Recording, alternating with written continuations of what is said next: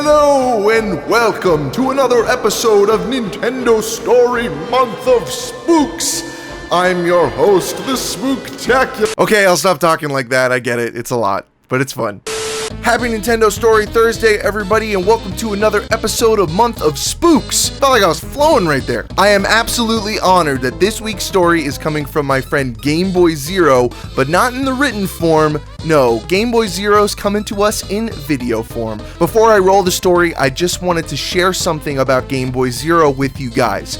Recently, GameBoyZero had his channel accidentally removed on YouTube, and unfortunately, it's nothing YouTube can help him with. His channel was up to about 1,100 subscribers, and it was going higher and higher, and he was really starting to gain that traction that all of us are working incredibly hard to do, and it took him over a year to get to that point, and now he's starting all over. I have every ounce of confidence that GameBoyZero will get right back to where he was, but if you could just take 2 seconds at the end of this video to hop over to his channel. It'll be the top link in the description, and just hit subscribe. I promise you'll enjoy his content if you like retro gaming or retro pop culture for that matter. GameBoyZero is an awesome dude, and I'm totally jazzed to share his spooky story with you. And so, without further ado, let's jump into Nintendo Story number 26.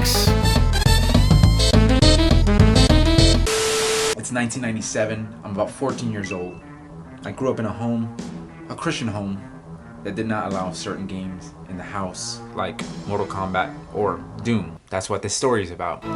So I'm in middle school, and we're always trading games. So I borrowed Doom from someone for the SNES. I'll tell you, I was so excited. So I remember going into the room, putting the game in, and lo and behold, that Doom title comes on. And I'm freaking ecstatic. I play this game for at least 2 hours. Well, bedtime comes along, and I was afraid to go to sleep. I couldn't shake off the feeling that Doom left on me. Well, eventually that night, I do fall asleep, and I have a nightmare that I will never, ever forget. My body was a stage in Doom. And the monsters and demons in that game were basically building on top of me. That means that they were digging into my skin and making foundations. It was absolutely horrible. And to this day, I can't come to play that game anymore. No matter how silly I think the game is now. The graphics don't even do it, any justice. But yeah, I mean, that's my Doom story, and it's pretty freaky. With Doom coming out for Switch, I might try it out, but it's gonna be a long time. A long, long time. That was awesome. Thank you, GameBoyZero, for sharing that with us. I absolutely love hearing about stuff that scares people when they were young, because I have some interesting stories myself. Me, when I was a kid, the game that used to scare me the most was the Ren and Stimpy game for Super Nintendo.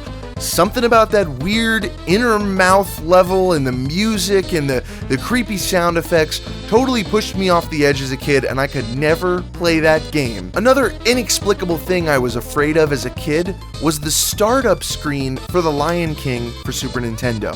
For whatever reason, those logos, the beginning of the music, and then Timon going, "It starts," just gave me this creepy, weird vibe, and it would make me have to shut the Nintendo off. I just realized I'm listing a bunch of completely normal things while GameBoyZero talked about an actually scary game. None of this makes sense. I was just a total loser. Super glad we got back on track today with another spooky story. Very excited to share it with you guys. I'm headed out to Portland Retro Gaming Expo. By the time you watch this, I'm probably on an airplane headed to Portland. I'm super excited. I'm going with TJ, my good guy from Next Game Finds, and of course, Le Princess Peach Basha, and I'm so excited. We're gonna have an awesome time. I'm excited to meet some people from Instagram that I know, maybe some of you guys from YouTube.